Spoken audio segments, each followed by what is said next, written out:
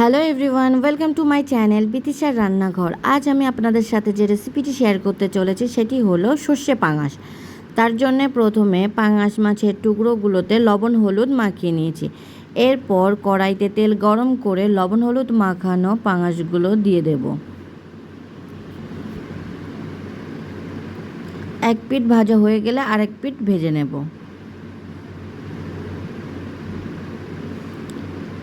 দু পিঠ ভাজা হয়ে গেছে, মাছগুলোকে তুলে নেব। এবার ওই তেলে বাকি পাঙাশ মাছগুলোকে একে একে দিয়ে দেব।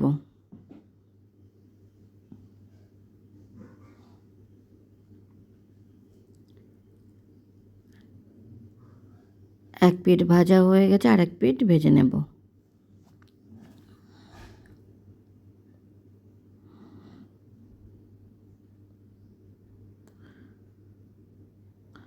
দু পিঠ ভাজা হয়ে গেলে মাছগুলোকে তুলে নেব।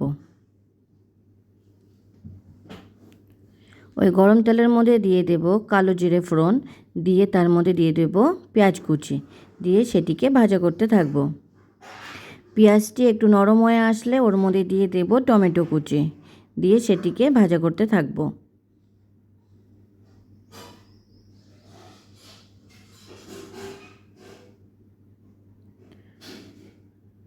পেঁয়াজ আর টমেটো নরম হয়ে আসলে এর মধ্যে দিয়ে দেব পরিমাণ মতো হলুদ, দিয়ে সেটিকে ভালোভাবে মিশিয়ে নেব।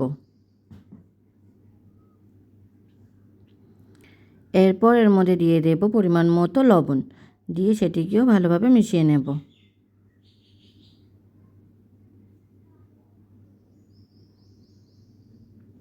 পেঁয়াজ আর টমেটোটি ভালোভাবে ভাজা হয়ে গেছে। এরপর এর মধ্যে দিয়ে দেব সর্ষে, আদা, কাঁচা লঙ্কা বাটা, দিয়ে সেটিকে ভালোভাবে মিশিয়ে নেব।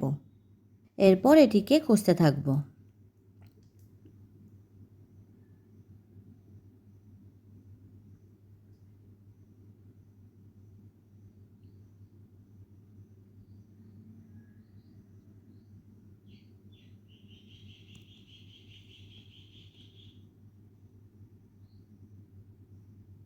মাঝে মাঝে নাড়াচাড়া করে নেব যাতে তলায় লেগে না যায়।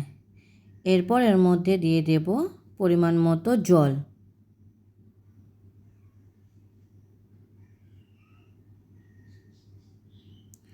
পরিমাণ মতো জল দেওয়ার পরে এটিকে নাড়াচাড়া করে ফুটতে রেখে দেব। ঝোলটা ভালোভাবে ফুটে উঠেছে।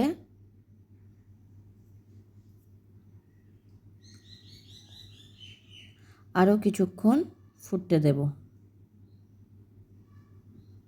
এরপর দিয়ে দেব ভেজে রাখা মাছের টুকরোগুলোকে।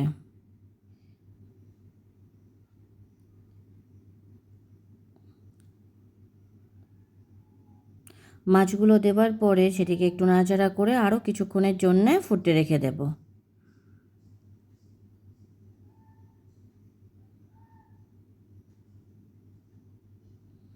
ঝোলটা প্রায় তৈরি হয়ে গেছে।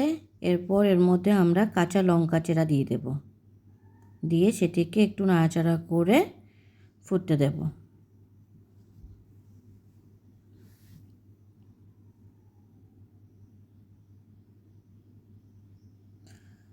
ঝোলটা ভালোভাবে ফুটলে আর তেল ছেড়ে দিলে তৈরি আমাদের সর্ষে পাঙাশ।